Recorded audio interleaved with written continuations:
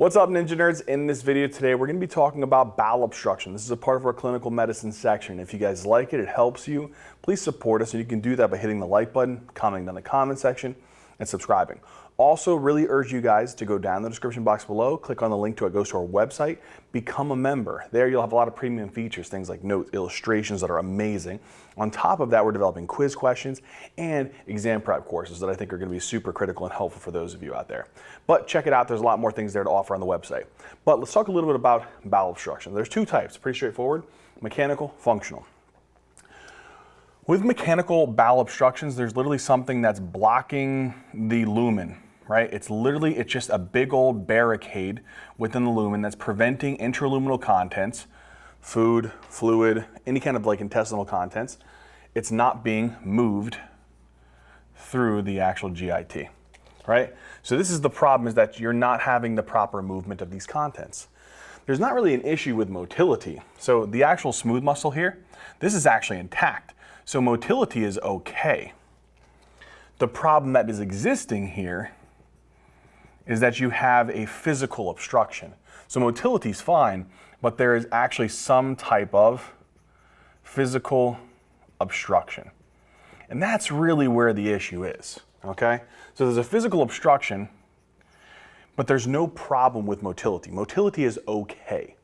So that's the big kind of things that I want you guys to understand with mechanical obstruction. Oftentimes, if anything, the motility is actually increased because you have an obstruction here, you can't move things along. So what happens is the bowels are like, okay, I'll squeeze a lot harder to try to push this stuff along. And so that's usually what happens, is motility actually increases in the early phases. Usually motility goes away in the late phases of bowel obstruction, at the point where they're actually at an ischemic bowel.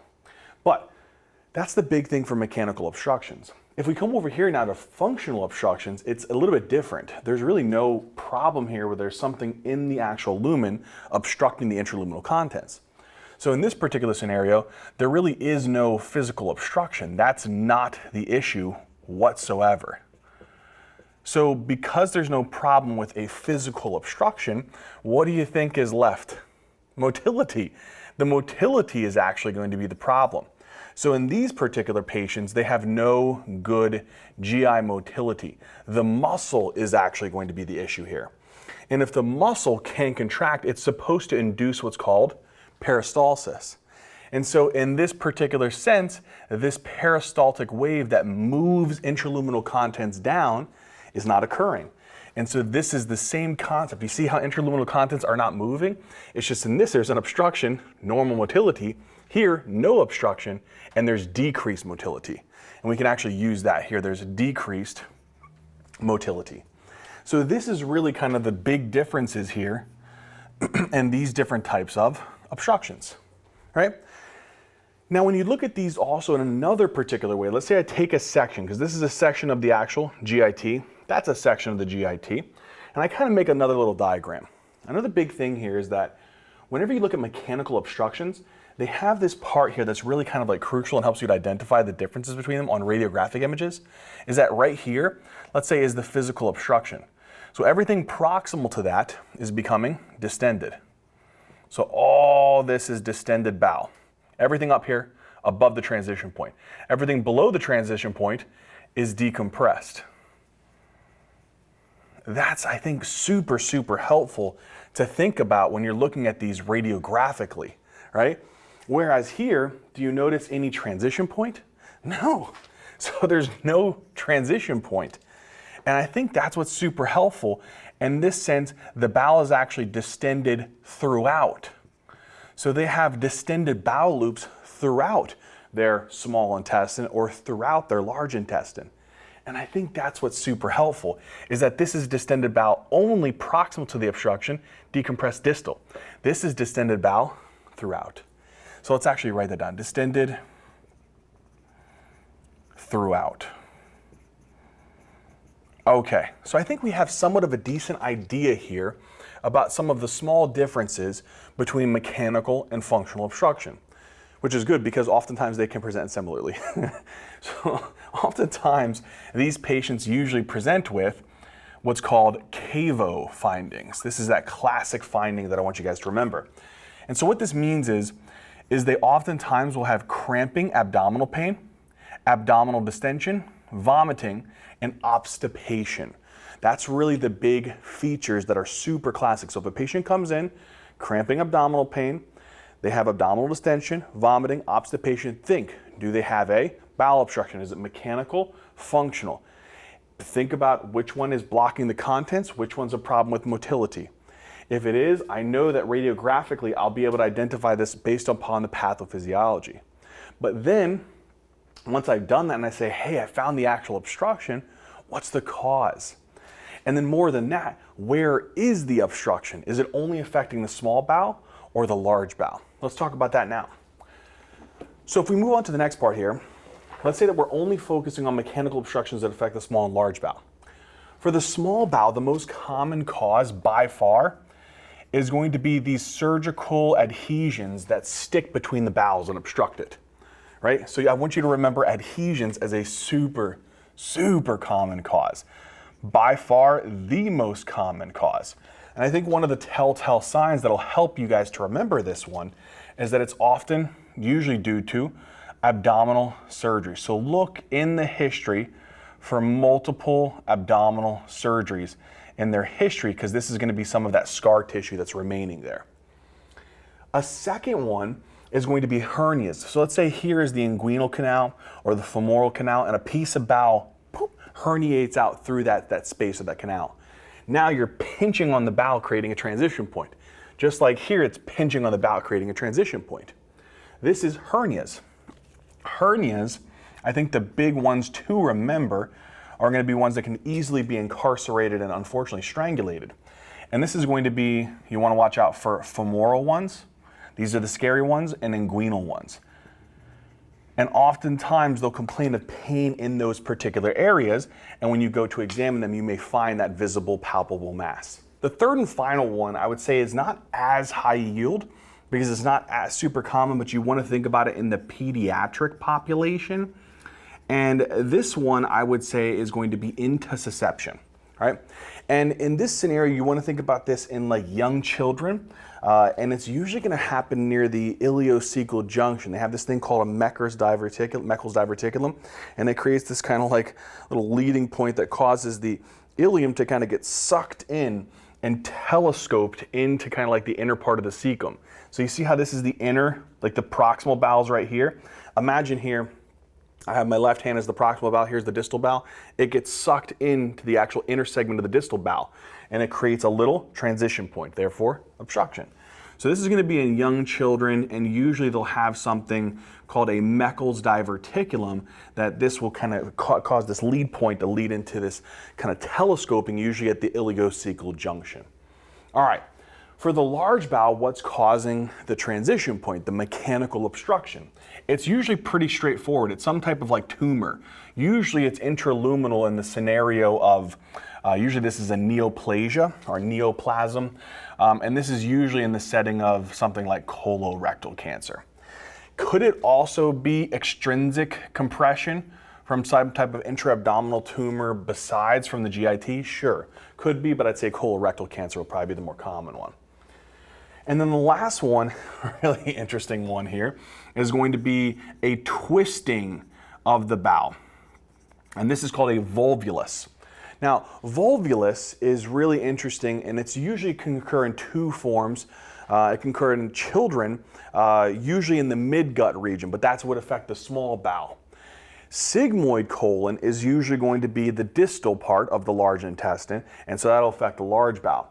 So you're going to see this more in adults. So seniors who have chronic constipation, the poop builds up in that sigmoid colon, causes it to become distended, and it literally twists on itself. Creates this two kind of lead points and twists on itself and creates the transition points. So this would be something to look for in chronic constipation, especially in the elderly. All right, so with all of this being said, we now have at least a differential that we can form whenever we say, oh, this patient has a small bowel obstruction, what's the causes? They have they have a large bowel obstruction, what's the causes? With that being said, let's now take the next step here.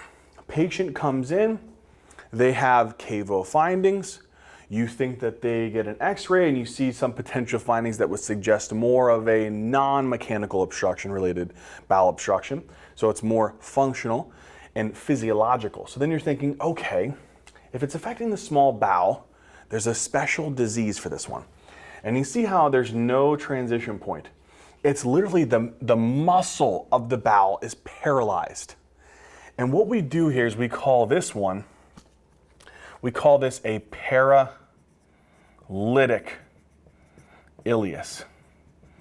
And a paralytic ileus is essentially when you have dilated loops of small bowel that are pretty consistently throughout the entire small bowel, usually greater than like 3 centimeters. Usually that's kind of like our number that will say that it's greater than 3 centimeters for that dilation there.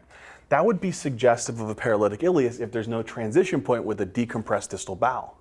So then you have to ask yourself the question, what in the heck would cause my smooth muscle to become paralyzed and not contract? Well, there's a couple different things. And we use the P's mnemonic. We say it could be due to an infection of the peritoneum, like peritonitis, right? So does a patient have peritonitis? Gotta spell this stuff correctly, guys. So if they have peritonitis, so inflammation or infection of the peritoneum.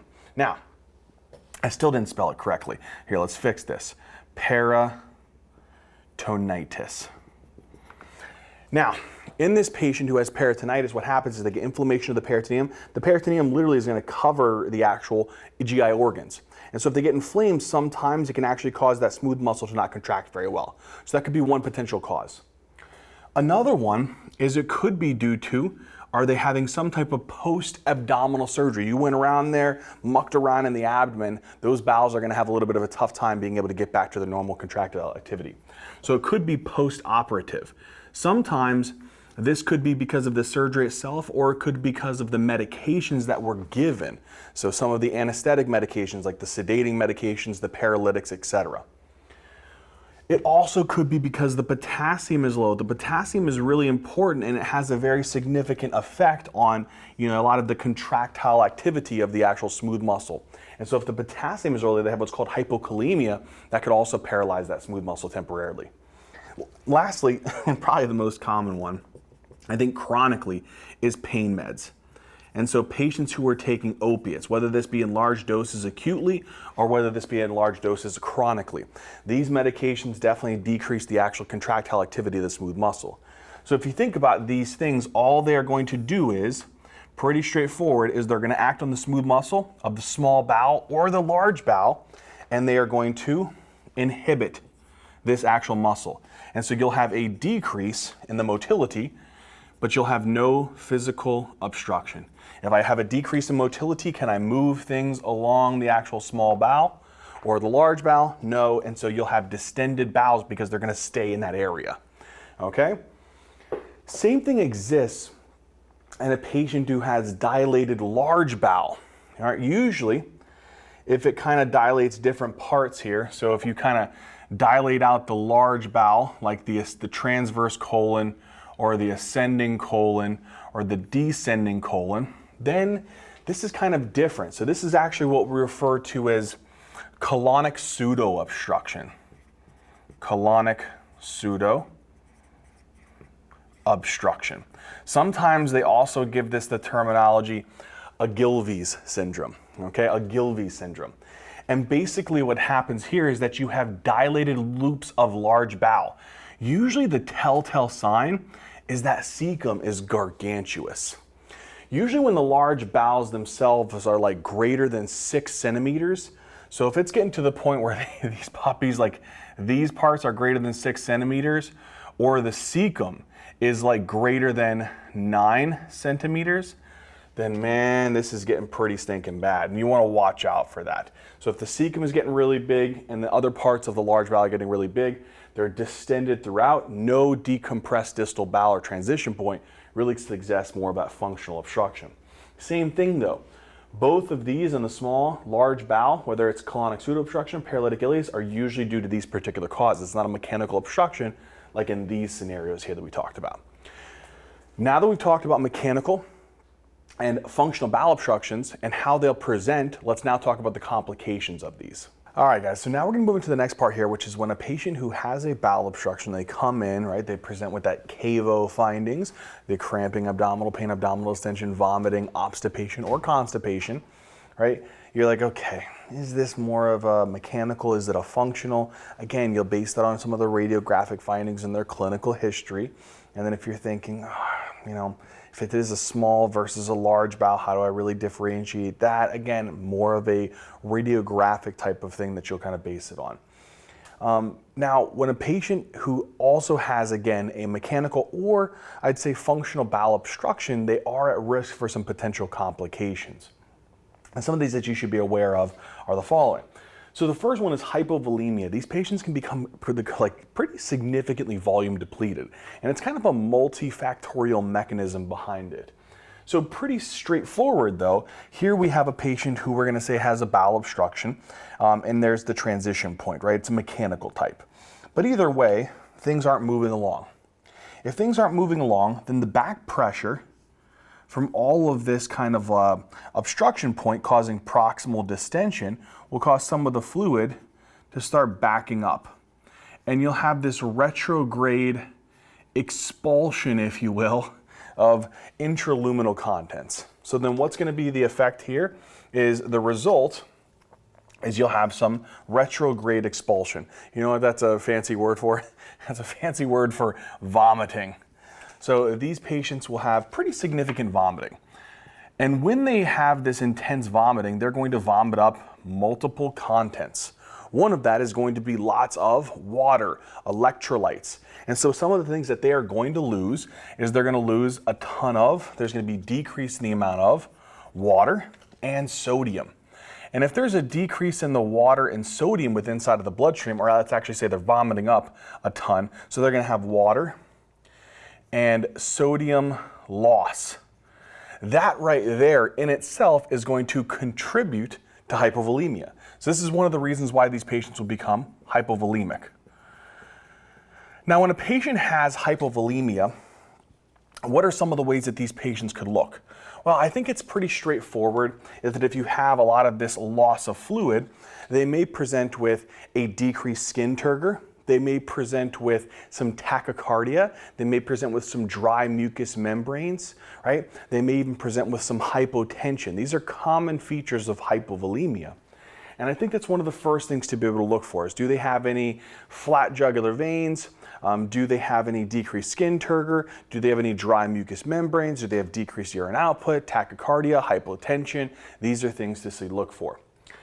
The other mechanism that explains their hypovolemia, which is really interesting, is when you have this actual distension, what's happening here is this wall distension, so this bowel distension, what it starts doing is it actually starts leading to compression, right? So you're gonna have this bowel wall distension, and what it's gonna do is it's gonna start compressing some of the structures in the actual bowel wall, like the veins and the lymphatics.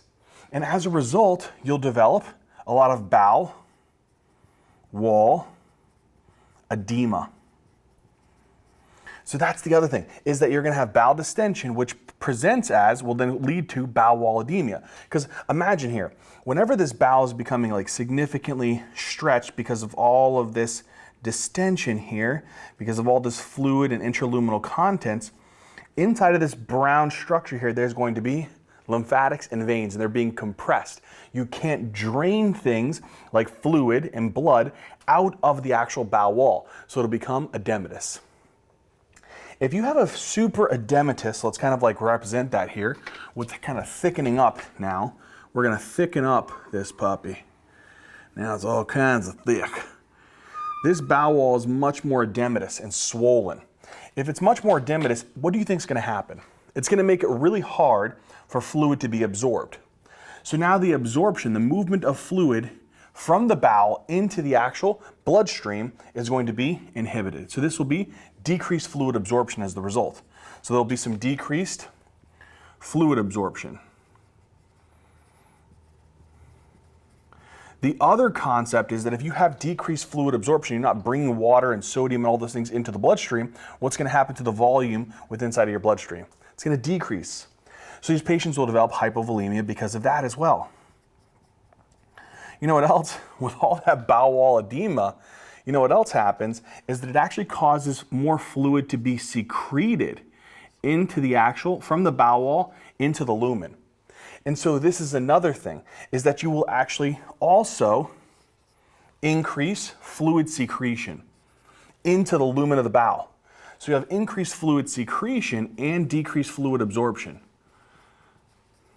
This is also going to lend to the development of hypovolemia. So we now have an understanding here that when a patient experiences stretching of their bowel wall becomes super distended, this stimulates bowel wall edema. And bowel wall edema will decrease fluid absorption, increase fluid secretion, which will lend to the formation of hypovolemia in combination with water and sodium losses from vomiting. So look for that as a potential thing in these patients to be super dry. Decrease skin turgor, dry mucous membranes, tachycardia, hypotension, flat jugular veins. The next concept here is when these patients vomit, they're not just vomiting up water and sodium. They're also going to be vomiting up other types of electrolytes. And one of these are going to be potassium. So there's going to be an increase in potassium loss. What is that called whenever you have low potassium? Hypokalemia. So these patients can also develop hypokalemia. All right, so we have hypokalemia because of the increased potassium loss.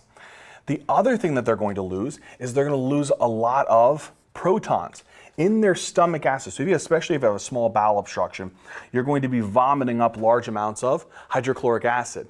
And so because of that, they'll lose lots of protons. So there'll be an increase in their proton loss. And that increase in proton loss will lead to what happens. If you're spitting out protons, you're going to have less of those protons present within the bloodstream. So less protons means the pH will go up, and it's a metabolic cause, not a respiratory cause. So this is called metabolic alkalosis. All right, so out of this, if a patient comes in, the things that you will be able to somewhat identify are going to be signs of hypovolemia, such as tachycardia, flat jugular veins, decreased skin turgor, dry mucous membranes, tachycardia, hypotension. You're not going to really see any features of these generally unless they're super, super severe. These are more laboratory findings. This is more of a clinical finding. Okay, so look for that in these patients. Hypotension, tachycardia, and dry kinds of physical exam findings. Once we've done that, the other big complication here that I think is really important is bowel ischemia. So whenever these patients have all of this obstruction here, again, there's going to be distension of the bowel wall. This distension of the bowel wall, one of the first things that actually starts happening is, again, you compress the veins and the lymphatics first, as you have increasing intraluminal pressure, right? So as there's higher intraluminal pressure, you're going to compress the veins, and then what else will you compress? You'll compress the lymphatics. The bowel wall becomes edematous. But as the intraluminal pressure really, really rises, so we develop high intraluminal pressure, what's going to happen is you're going to start compressing the next thing, which usually isn't a super easily compressible structure. And that's going to be the arteries. And so there's small little arteries that run within these bowel walls. What if they're compressed? What do they deliver? Oxygen. So in this scenario where they have bowel wall edema, that's just you're having difficulty getting fluid and blood out of the bowel wall. If I can't get oxygen-rich blood into the bowel wall, it'll start to become ischemic. So high intraluminal pressure will then stimulate what? The problem with this is this will stimulate arterial compression. And arterial compression will lead to bowel ischemia. So now you're not going to be able to get oxygen to the actual bowel wall. What happens as a result of this? Well, the problem is that as you start doing this, particular areas start becoming dead. So this may become more of a dead tissue. And this tissue may start becoming dead. And this might start becoming dead. You get the point, right? There's areas of necrotic tissue because of the prolonged ischemia. The complication that can arise from this is what's terrifying. Because naturally, let's actually use this, there is bacteria that are a part of our natural GI flora. And naturally, our GI wall is really good at preventing things from translocating. But if it's now damaged and it's lost its natural barrier function, what's going to happen? These bacteria can translocate across that ischemic area. And so if a patient experiences something called a bacterial translocation, this can cross the actual gut wall and get into the bloodstream. And if this gets into the bloodstream, what's going to happen? These patients can develop bacteremia and sepsis. So the thing that can potentially arise is this can potentially increase the risk or stimulate the formation of the patient becoming septic. How does sepsis generally present? Well, generally, it can present in a couple different ways. One is they may have fever, they may have tachycardia, they may have an increased white blood cell count, and then eventually they can kind of go downhill and develop hypotension and features of shock, multi-organ system dysfunction. So I think this is one of the scary things about bowel ischemia.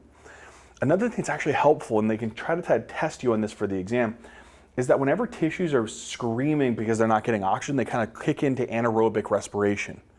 And they pop out this molecule that can kind of be somewhat indicative of ischemia. And so here, this tissue here, it's going to start pumping out. It's going to kind of kick into anaerobic respiration, and it'll pump out molecules called lactate. And so whenever you see a patient who has a bowel obstruction and then their lactate starts climbing, that is really an ominous sign that they may start beginning to develop bowel ischemia and they're at high risk of sepsis. So you have to watch out for that. Let's say that we go the next step. Patient develops bowel ischemia, but then what happens is the intraluminal pressure continues to rise, and we come to this last scary particular issue here. So now, bowel ischemia, patient can develop sepsis, can develop increases in lactate. But what if the intraluminal pressure continues to rise? We continue to develop more and more ischemia of the bowel wall. There's more destruction of the bowel wall. And now these areas of ischemia are very weak and susceptible portions of the bowel wall. And if the pressure rises up enough, it may cause this portion to perforate. And if these do perforate, now you create an opportunity for everything that's in the actual bowel lumen to escape out into the peritoneum. What is this called? Perforation. So the next thing that can potentially rise here is these patients can develop what's called a perforation, a bowel wall perforation.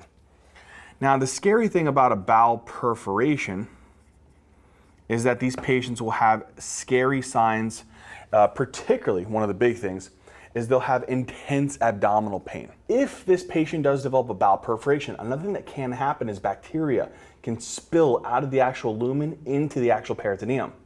And what can happen is these patients can develop peritonitis. Now, the problem with this is that this can look a lot of different ways, right?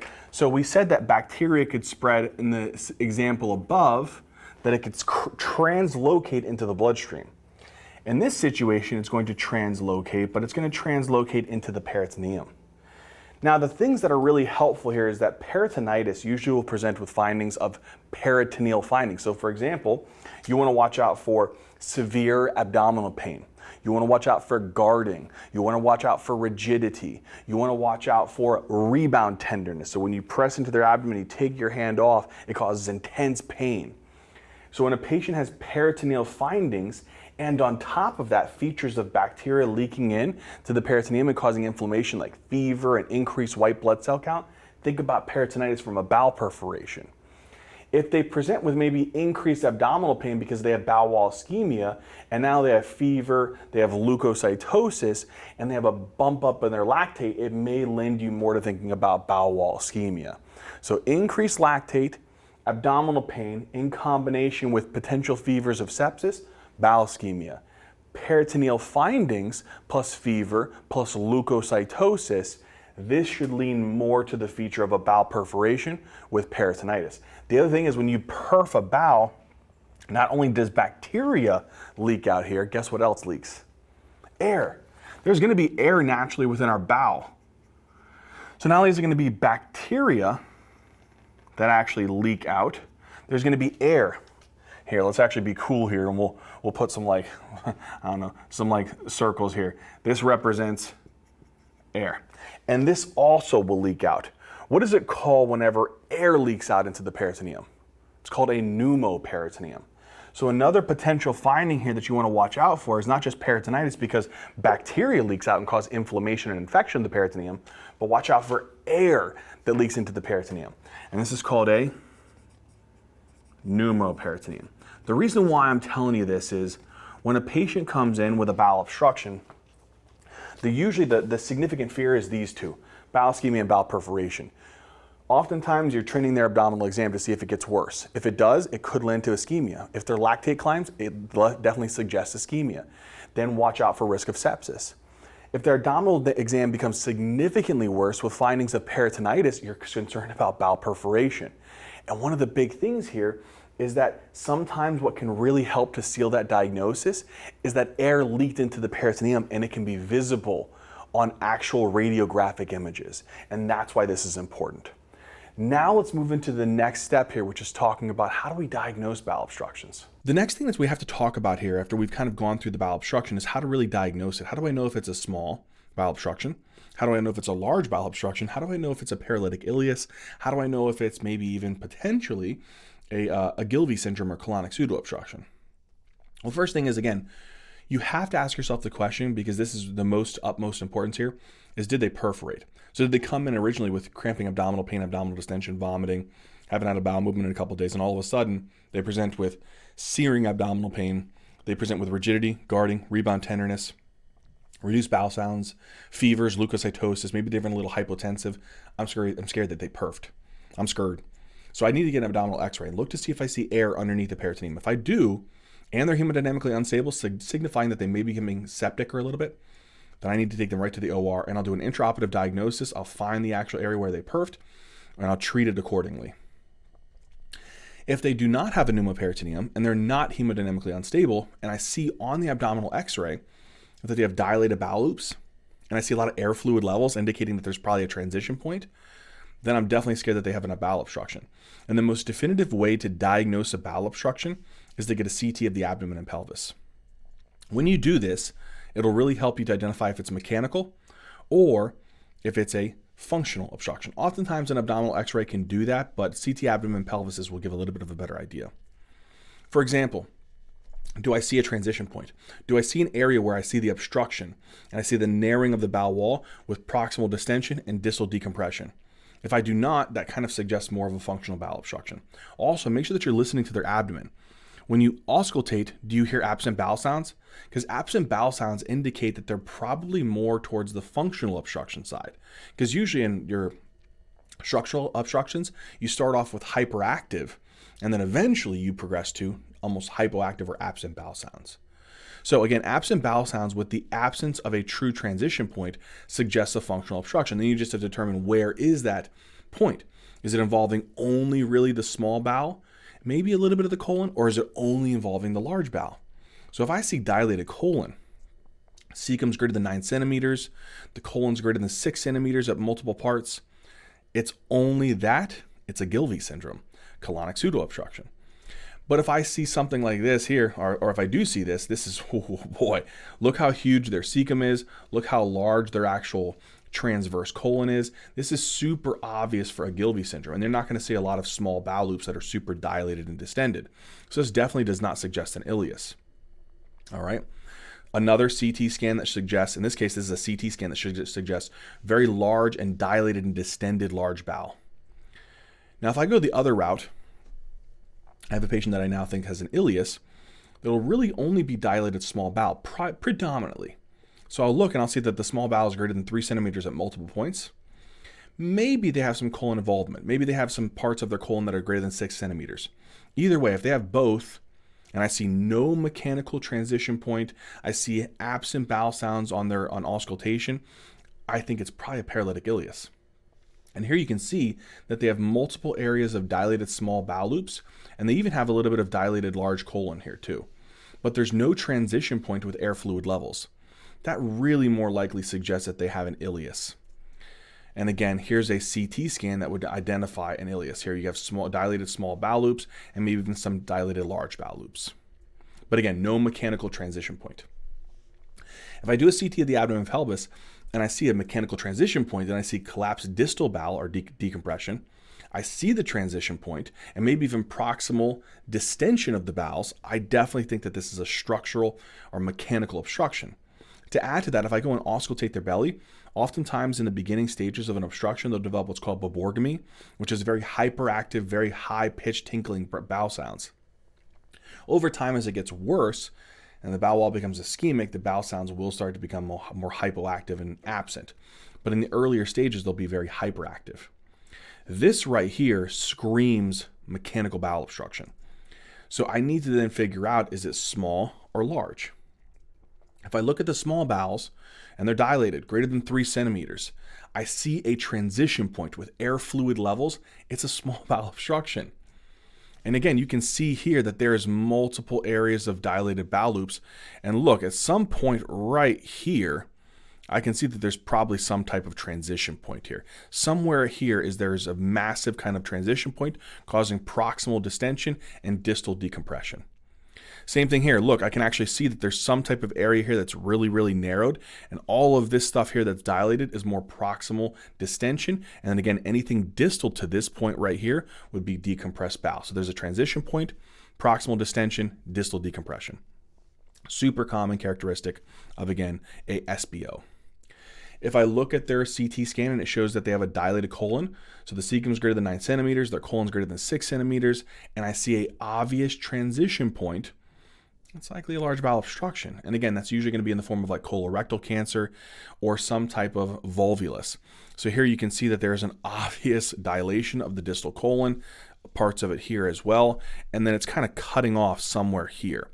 So I noticed that there's definitely a transition point somewhere in this vicinity, and I have distal decompression because I can't really see the bowel a little bit further down here. Again, here's another point here where you can see, again, very large distension of the large bowel here, distension of the large bowel here, and at some point around this vicinity, there is some type of transition point with distal decompression. All right, that covers the diagnostic approach. We've now diagnosed if it's a ileus, a Gilves, small bowel, large bowel obstruction. Using the context of, again, is it hemodynamically unstable or pneumoperitoneum to guide if it's an intraoperative diagnosis, and if it's not, using the x-ray first, then using the CT scan to identify definitively that it is a mechanical or structural, and then to identify the difference between small and large, and also the CT scan will help to identify maybe even the etiology as well. How do we treat these? For mechanical bowel obstructions, you have to then kind of, again, alleviate the area of where the obstruction is occurring. And sometimes that may require surgery. However, if we don't require surgery, it's nice to kind of supportively take care of these patients. So oftentimes it's a lot of supportive care. So first thing that we're going to do is try to decompress the bowel. And this is going to be done, again, non-surgically. So how do we do this? Oftentimes in patients who have small bowel obstructions, they have a lot of fluid and fluid and air that are built up in their small bowels, and it's causing a lot of distension, a lot of vomiting, a lot of nausea, a lot of abdominal pain. Oftentimes, it's best to put an NG tube in and suction out a lot of those contents. And that'll alleviate a lot of the vomiting, a lot of the abdominal distension, and a lot of the abdominal pain. It's also best to avoid anything going down the oral cavity until they've started to resolve that obstruction, because if not, you're just going to cause, again, more air, food, and fluid to build up, cause more abdominal pain, more distension, and more vomiting. So keep them NPO, decompress their bowel by suctioning out some of the contents when you put the NG tube in, and then replace the fluids that they're not taking in from eating and drinking with IV fluids until they've resolved. In partial obstructions, especially ones that are due to a lot of edema, you can give them a medication called gastrografin. Gastrografin may be something that you take in, and what happens is it moves through the actual bowels. It can generate a little bit more of an osmotic gradient, and it can pull fluid out of the bowel wall. So the bowel walls get super edematous as you compress the veins and as you compress the lymphatic vessels. And so the bowel walls can get really edematous. If I pull some of the water from that edematous bowel, I may be able to reduce the extent of the obstruction. And so sometimes in partial obstructions, where gastrografin can actually make its way through, it can pull some of the water in that vicinity.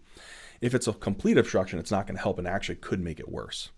So again, gastrografin a little bit more beneficial for those partial obstructions. The next one is, what if the patient does have bowel ischemia?